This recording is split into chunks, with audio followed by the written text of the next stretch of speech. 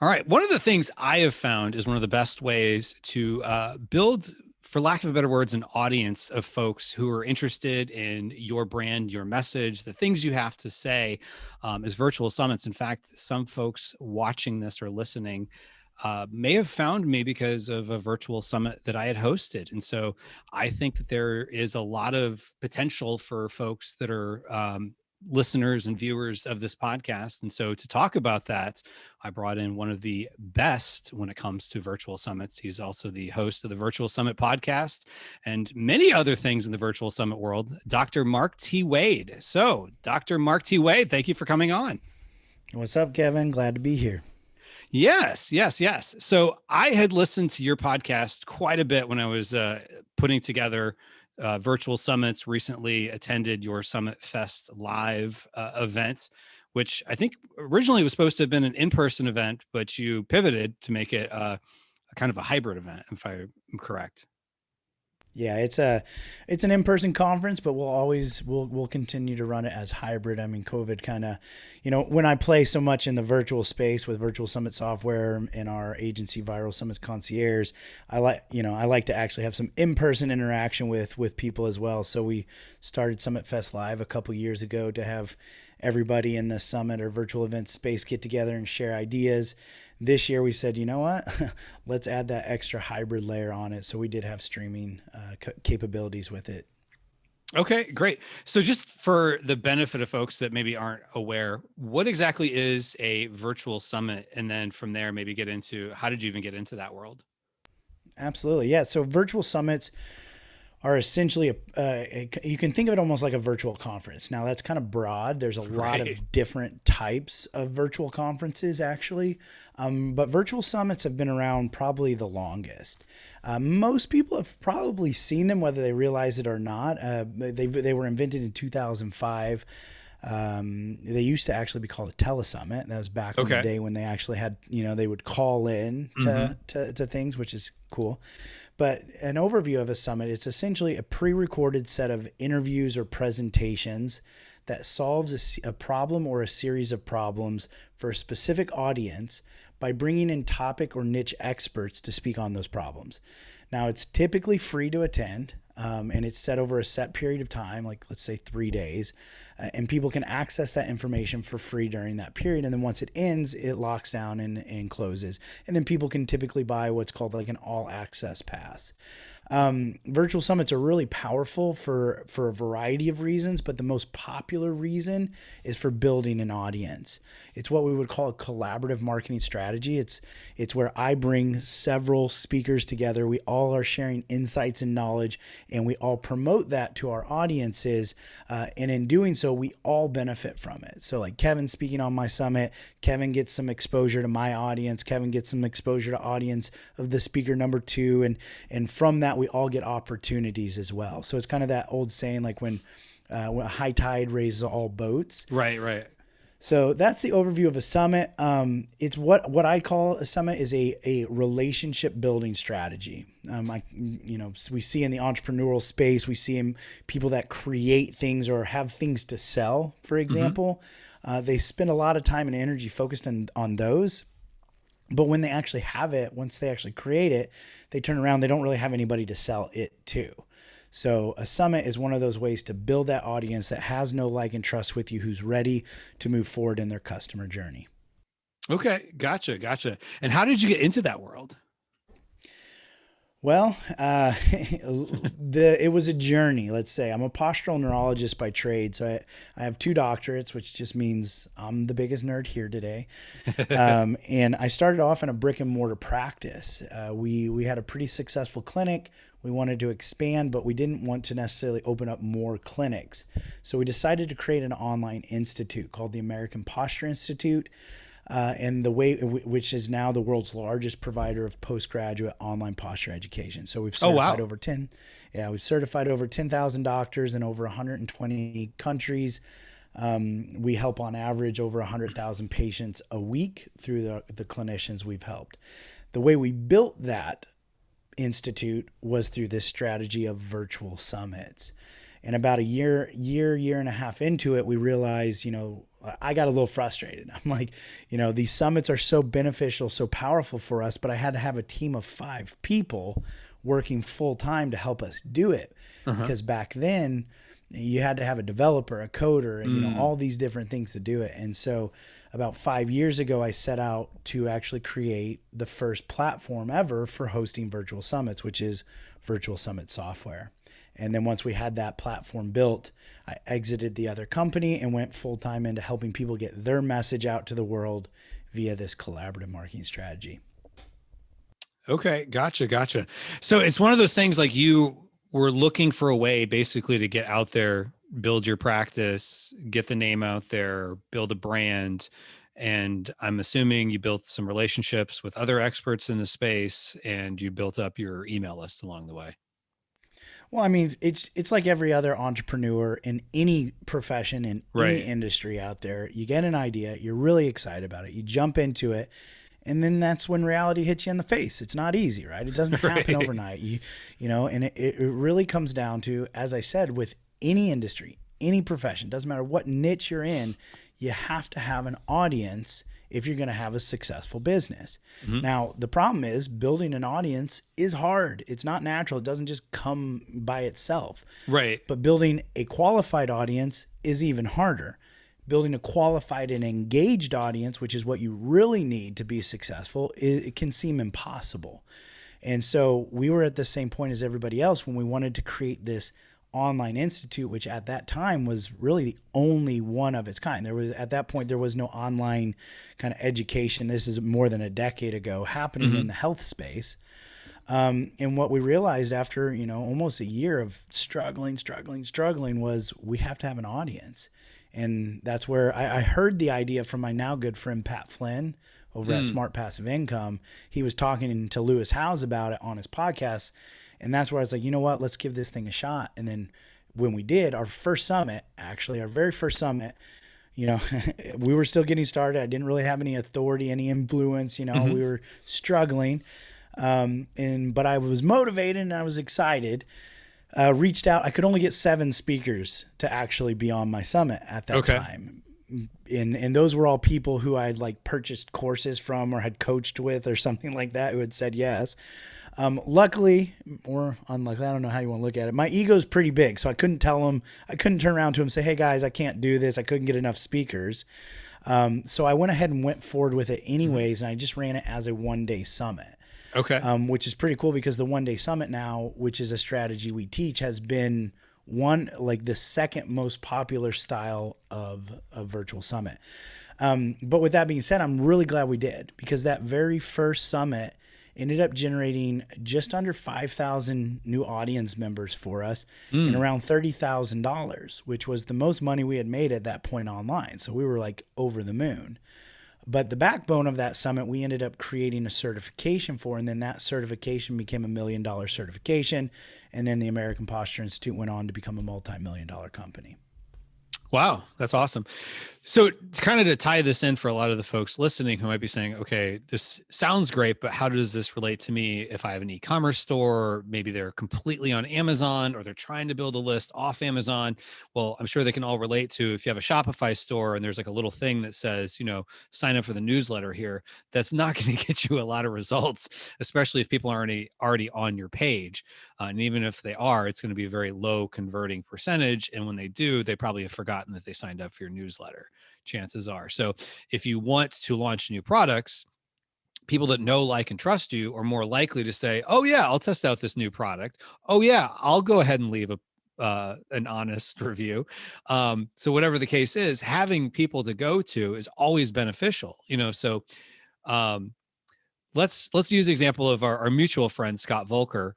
Um, he in the past was kind of the Amazon guy, which he's kind of moved away from that. But his example in the past was always garlic press. And so he used to talk about, garlic press as kind of an example on things. And so if someone's selling a garlic press, they might think, well, this isn't going to work for me. But, at the end of the day, people are using a garlic press for something like maybe Italian cooking. So is that something you could see that maybe someone could do, like an Italian cooking summit?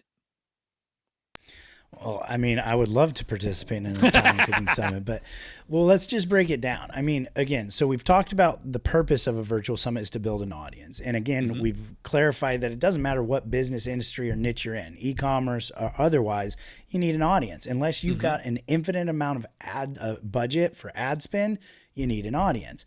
Well, the problem is, how do you get that audience? That's where a virtual summit comes in. Now, how do we tie that into what you're doing?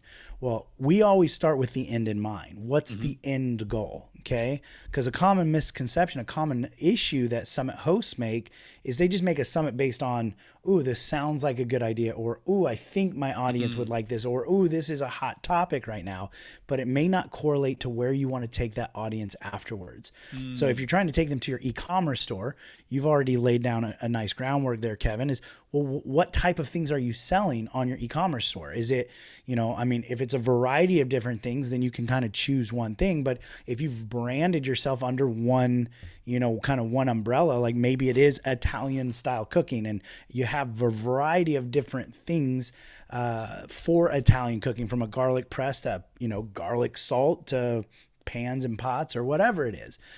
So you want to look at where you want that audience to go to. You want them to buy these items. So what's the problem? We need to start with, what is the problem that this future audience you're trying to build would have to need those items? And honestly, this is marketing 101. People want the solution to their problem. So if their problem is they don't know how to do this, or maybe they're not doing it well, or maybe they're using inferior products or something along those lines, well, now we want to solve that problem. We're going to use the summit to do it. Now, for e-commerce brands, what you're going to want, or sellers, what you're going to want to think about here is you don't want to just get people on your summit that can necessarily solve the problem, although we do want people who can solve the problem. You want people that have an audience of potential buyers, the audience of people who are going to end up buying from your e-commerce store. So for example, I could reach out to a garlic press manufacturer to have them talk all about how garlic presses are made, and that would solve the audience's problems. They would get that knowledge and that would be valuable. But that garlic press manufacturer probably doesn't have an audience of people who, necessarily that they would be able to bring to your summit. So you may want to be looking at, when this could solve, this is a suggestion, it's not necessarily mandatory, but Kevin and I were pre-chatting a little bit and about, sometimes e-commerce sellers, they don't really want to be the face of everything. They don't maybe want to be the person that's sitting there on the summit doing the interviews or seen as the host of the summit. So you could do this a couple ways. You could be that host, you could be that face, you could be the brand, or you could partner with somebody. You could have a co-host or somebody that does the interviewing with that, and they're seen as the face. And that person may have an audience already. That person may also have connections. So that's one thing to think about. The other people you're going to want to bring on to that summit, you're going to look at people who have audiences. So maybe there's a YouTube channel that teaches all about Italian cooking, or maybe there is a blogger that teaches about certain Italian spices and herbs, etc. So you're going to bring these people together, and it could be the Italian Cooking Made Easy Summit, for example. Now, why that is, you're wanting to bring the people that are going to buy from your e-commerce store. And if your e-commerce store is selling the Italian products, you want people that have the problem of, I don't either know how, or I'm not very good at, or my product isn't great when I am trying to cook Italian. Now, insert your brand, insert your thing, insert your topic that you are selling or that you have your e-commerce store around into that. And you could literally just use that blank made easy, Right. And so anybody that has that interest, anybody that's interested in that topic is a potential future customer for you. So what the summit does now is it brings those people in. It gets them ideas. And here's a misconception. So first you want those speakers to solve the problems. You want the speaker to say, here's the exact recipe. Here's exactly how I do this. Here's exactly how I make this easy. People might go, well, Mark, if we're giving away all the information, what would make them move further with me?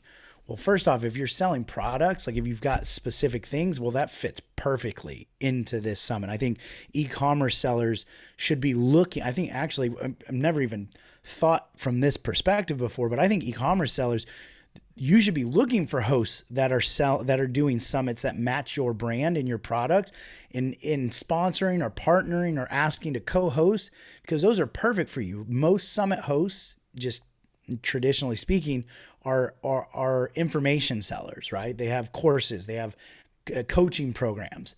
They don't have products. They don't have physical things to sell. Bringing that in makes a perfect partnership. So I'm just going to put that little seed out there. If anybody's in the virtual industry space, let me know, because we could look at that on our summits. But with that being said, what a summit is actually doing, although we're giving all the information to solve the problems, it doesn't actually solve the problem for somebody, for the attendees. Now, don't let that confuse you. What I'm trying to say here is, how many of you have ever like taken action or had your problem solved when you had 10, 15, 20 different people telling you exactly what to do? No, you don't, right? You get motivated, you get inspired, you go, I can solve the problem. What a summit is actually doing is shifting the mindset of your audience who has this problem to the mindset of, I can solve this problem. Now I just need somebody to help me do it. And whoever the host of that summit is usually the person they go to, because they've just watched this person essentially become the authority or the influencer on this topic. So it's a perfect segue into the next thing. Now, in e-commerce, there's all kinds of options or ideas and even possibilities that, somebody in my space, we don't do regularly because we don't have physical products, which is, incorporating some of that into just what's being sold on the summit. So most summits, as we said, are free to attend, but once the summit ends, it locks down. All those sessions are no longer available unless the person buys what's called an all access pass or a summit offer. Well, you can incorporate, usually that's the on-demand access to the videos, some bonuses, some cheat sheets or resources guides. But if there's a physical product to be inserted into that, maybe the cheat sheet is we're staying with the Italian theme here. The cheat sheet is the recipe list. The PDF is the how-to. And now we have the garlic press that goes into that with it as the physical product. Now you can actually increase the price of what you're selling on that summit.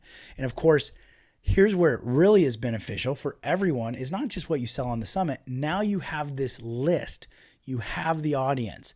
So I'm not an expert. I'm not going to pretend to be an expert in Amazon selling or e-commerce, but from some of the people I've heard from, one of the things they don't love about Amazon, I'm sure there's a lot of things, but one of the things they don't love about Amazon is they don't get the list. They don't get the email of that person, right? So you depend on Amazon to be able to contact that person, or however it works.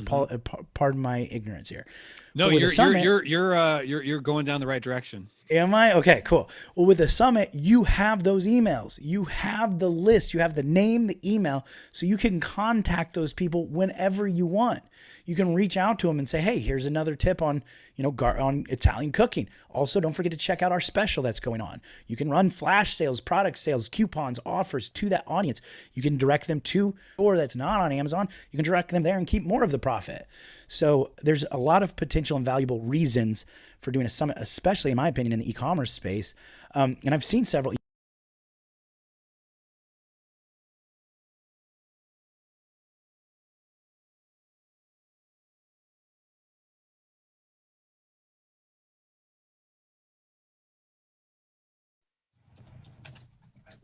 Kevin, I think I can hear you now. Oh, can you hear me? Yep. Okay, good. My video's not, something happened on my end. All of a sudden my problem. Video went off. So you're on a roll. I paused at the last thing I said. I'm happy to just pick it up from there, and we can keep going, or I can stop there and you can ask a question. That'll make it easy to splice that out for you. We can probably pick back up where you were. So, hold on one second. So just give me the okay of when to start. Well, actually, because I don't know because if it's recording on my end, it's probably not. Why is this camera not coming back on? Sorry about that. Well, I mean, with Zoom, if you've set it to record 2 audio files, it'll have both audio files on there. So my audio will still have been recording.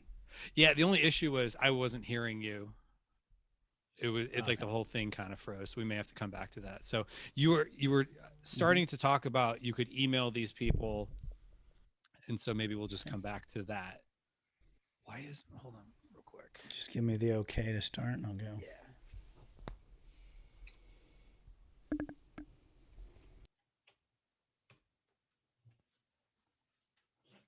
Okay, there we go.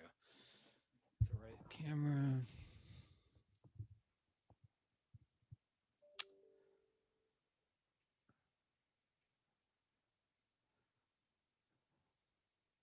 All right, so just pick back up where you were talking about. You could email these people, and then we'll do our best to splice it up. So just to recap that, so with the summit, you get the emails, you get their name, their emails, so you can contact them whenever you want. You're not dependent on another platform or somebody else to be able to reach these people. So you can run specials, reach out to them. You can tell them about new other services, other products, other offers that you have. You can, run flash sales and let them know you can continue to stay top of mind by giving them, more information, more resources. And all of that is possible when you do a summit, because the main purpose is to build that audience. And when I say build that audience, it's to generate leads, emails of those people. So, I mean, this is one of the main reasons virtual summits have been so powerful and so popular for the last couple decades, honestly. And from everybody from entrepreneurs who are just getting started. I mean, like going from like a 9 to 5 to a side hustle, using a summit to take their side hustle to full hustle, all the way up to like some of the biggest brands and influencers like Tony Robbins now runs virtual summits, So it's not like a, I heard only these people do it or that. I've seen e-commerce summits that have done phenomenal things, from, Amazon showing e-commerce sellers, education for e-commerce sellers, all the way to specific e-commerce sellers running summits like what we're talking about here in specific niches for their topic, for their customers, for their niche. And I'll also caveat it with this.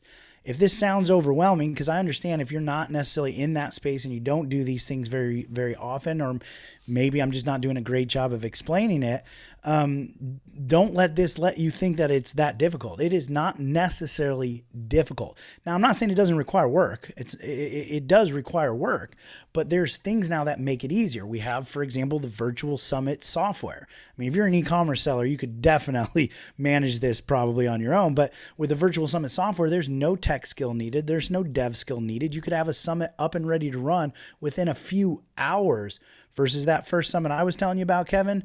That took me over 100 hours to do. Oh, wow. It had 7 pieces of software, 26 plugins, all Frankenstein together, and still looked like a third grader built it, right? So That's not an issue anymore. And you could always start off with a one-day summit. We didn't really clarify this, but like the most common type of summit, virtual summit, is a multi-day summit, which is usually 3 to 7 days.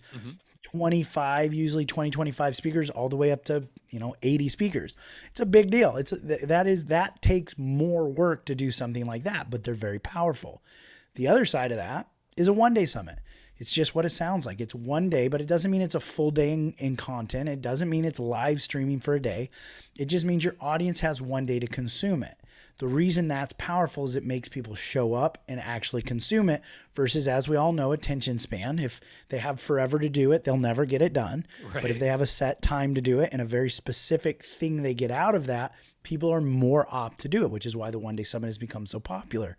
And we're talking 5 speakers to maximum 15, with 8 to 10 being the sweet spot. I mean, any of you listening here can do 5 interviews, right? Come on. Or you can find somebody to do 5 interviews for you.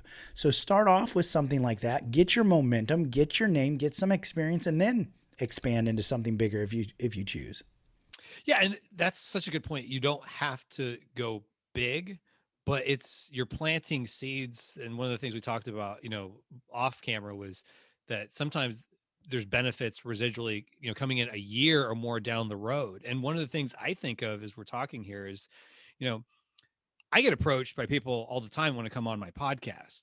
If somebody has I don't have a huge podcast. If somebody has a YouTube channel with 100,000 or 1 million followers, and you want them to promote your garlic press because they're kind of a celebrity-ish chef, chances are, if you just reach out to them and say, hey, promote my thing, it's probably not going to happen. But if you say, hey, I'm doing this thing and there's going to be other influencers there, it's going to help you get your name brand out there. You're going to develop a relationship with them. And then so later on, if you want to go to them separate from the summit and say, hey, would you be willing to promote this new product I'm launching on Amazon? You're going to be more likely to get that response than you would if it was just simple, cold outreach. And you're basically just saying, do something for me, as opposed to let me do something for you to start the relationship. I mean, you just nailed it on the head right there. This is starting with a give versus starting with an ask. And again, everybody at some point, it doesn't matter who they are, needs to promote themselves. So, what we talk about when you're thinking of the influencers too, of who you would want to have on your summit, don't get stuck on necessarily just one name, because maybe they're not looking to promote themselves at that moment. But somebody at that level needs to promote themselves at that moment. Perfect example of this is Jack Canfield, the author of Chicken Soup for the Soul. You can't get him on an interview. You can't get him on your podcast. You can't get him on et cetera, et cetera. Last year, he was releasing a new book. So the month his book was coming out, he took any interview request that came out. Oh, wow. Same thing, Tony Robbins, right? You're not going to get Tony Robbins on your podcast. But when he did his KBB launch twice now, during that period, he was taking most requests. So the concept here is, don't look at for the Tony Robbins, look at for somebody at Tony Robbins level who needs to promote themselves.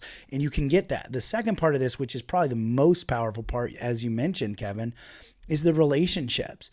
Okay. You're giving them something, which is why they would say yes. You're giving them an opportunity, not only to just be seen. Okay. Like, they're going to be on there. They're going to be seen by everybody. That's true. They also generate some referral commissions if they do send anybody that ends up purchasing, that summit offer we talked about, but you can add extras to it. Anybody who speaks on my summits, we have a list of incentives that we give them. They're all things that I have created or I own. So it doesn't cost me anything, so I don't have to pay them to do this. Is another key takeaway. You don't typically pay speakers to be on your summit. It's a value exchange, but I will provide them with incentives that benefit them, that are of value to them. What do you have that would be a value of somebody who's going to be on your summit? If you can give them those things, maybe it's not even a thing. Maybe it's an opportunity. Maybe you have a connection with someone else that you could connect that person to. So think outside the box there. But those opportunities with those speakers goes far on past the summit. The relationships you have an opportunity to build with on your summit are opportunities for collaboration ongoing after the summit. And I think you already gave a best example there, Kevin, so I don't need to repeat it. But don't forget about that opportunity. That's when you're looking for speakers, you want to think two things. You want to think, one, audience. Does that audience match my customer base? Because that's what you're ultimately looking for. And two, is that speaker a potential referral or collaboration opportunity for me ongoing? Now, we already mentioned you're going to lead first. That creates opportunities later. But if you continue to give, they're going to eventually, it's that rule of reciprocity, right? They're going to feel a little indebted, and they're going to want to help you out later when you have something going on. And then the last thing I'll say to that note is, for those of you who are maybe just getting started, I mean, if you've already got an established brand, you're already doing well, this is a great way to kind of just keep that engine rolling and or like a little adrenaline shot into the heart of that business. If you're just getting started right now, you're probably looking at the big boys and gals and going, how am I going to catch up? How am I going to get to that level? Nobody knows me or my brand yet. Well, the summit is that way that they get to know you and see you with authority. It's what we call expert leverage. You're leveraging the expertise, the credibility, the know, like, and trust, and the audience of the speakers that you have on the summit. So it's a very powerful tool. Awesome. Yeah. And that makes so much sense, because whether you're just starting out or whether you have an established brand and you want to, build the brand, either way, it could work for you. So for someone that says, okay, this sounds interesting, what is that first couple steps they should take to get started with moving towards their goal of having a summit? Well, step one is to identify, again, the problem that you're going to solve. The problem that you're going to solve needs to directly correlate with your products or the thing you're selling. Okay, so those are the solutions. So identify if that's the solutions. If them buying this, ball cap makes them look cool to their friends, the problem is they want to look cool to their friends. Okay, and so we want to, take whatever your brand. There's so many different possibilities out there. Sure. It's hard to pick one, but pick that. And that's what you're going to identify what your summit's going to be about. Okay. And maybe just think of it right now as a 1-day summit. 1-day summit, you only need 5 speakers, okay, as a minimum. So if we've identified the problem, I want to look cool to my friends, let's say, we'll just go with that. Well, what are 5 micro solutions that they would need to know to solve this problem? Well, 1, apparel. You need to, your look needs to be cool. 2, drive. What do you drive? I don't know what the micro solutions are.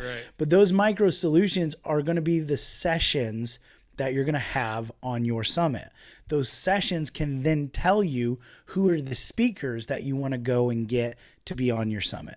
So that's like from a strategy conceptual standpoint, that's the idea. If you're doing a 1-day summit, eventually, if you've done 1, if we're done 2, you'll only need about 30 days really to put this together.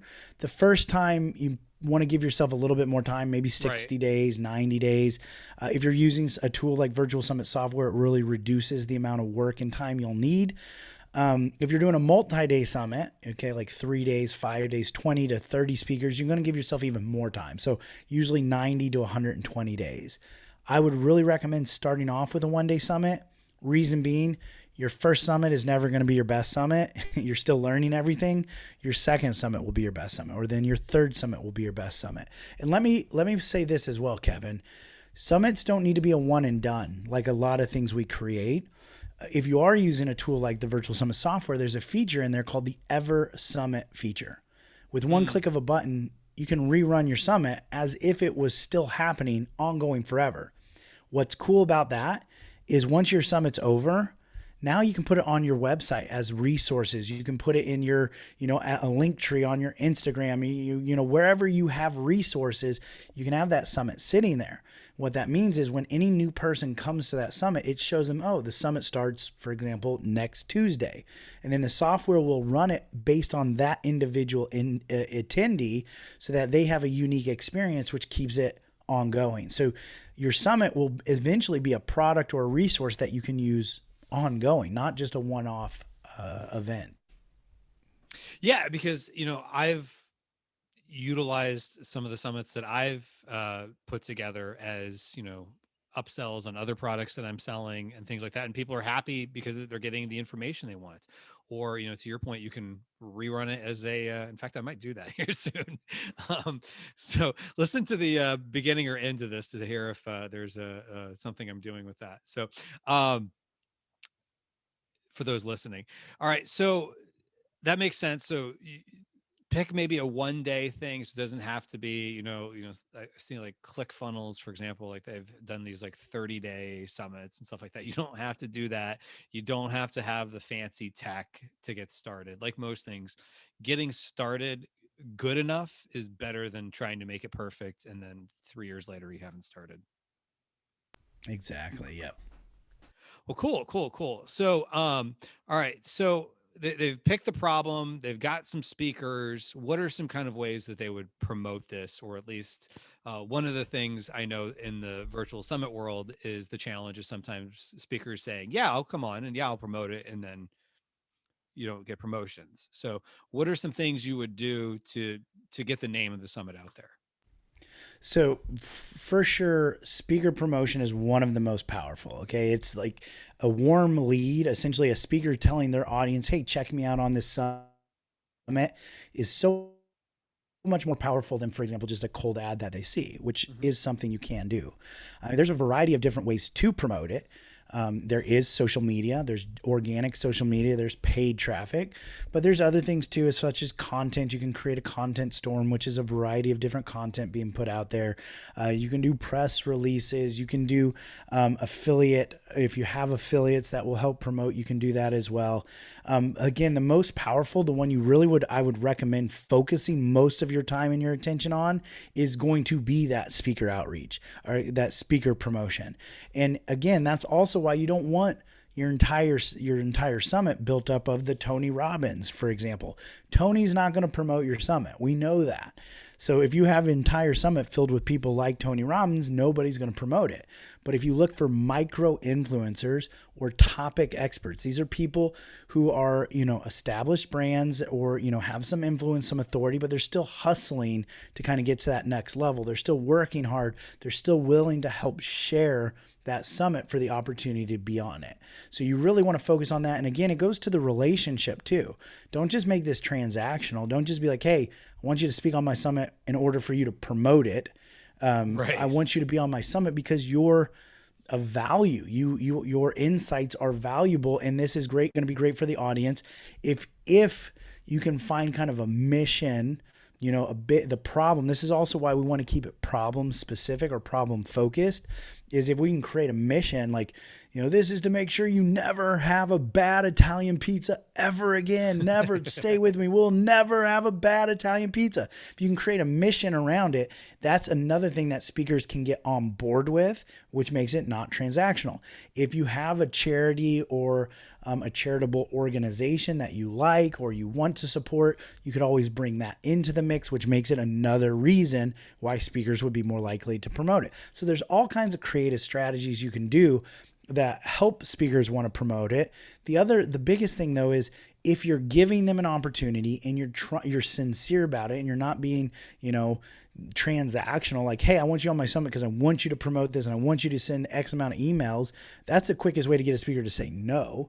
But Right. if you're doing this because like, I value your opinion, I value your expertise, I'm a fan, or I'm a follower, or, I use your product, your service, your information, and I would love to feature you in my platform. And if you would you mind promoting it as well? So that's really where I would stay focused is there.